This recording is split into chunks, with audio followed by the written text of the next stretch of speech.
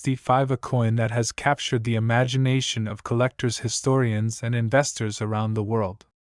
The very thought of a $250 worth $320 million is enough to make anyone sit up and listen, and yet behind this claim lies an incredible tale of history, rarity, minting changes, and the eternal human dream of discovering wealth in the most unexpected places.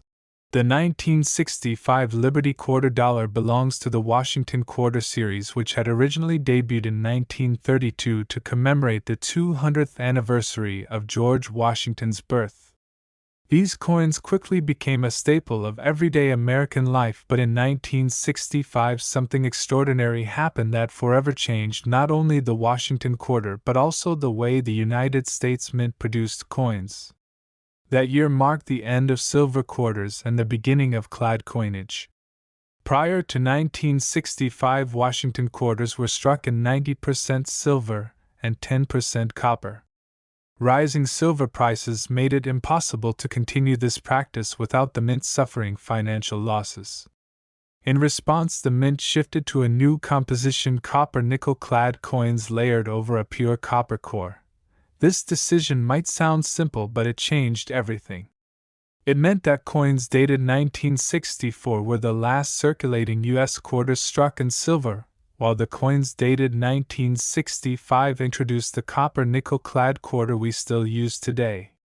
But whenever there is a moment of transition, there is always the possibility of mistakes, and mistakes at the mint often mean treasures for collectors. Indeed, one of the greatest mysteries and stories in American coin collecting centers on the possibility that some 1965 quarters were accidentally struck on silver planchets left over from 1964. To understand why this is important, you have to picture the mint's massive production process.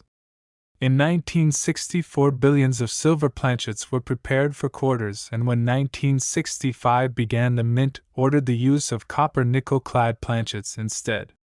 But as history shows, the transition from one system to another is rarely perfect.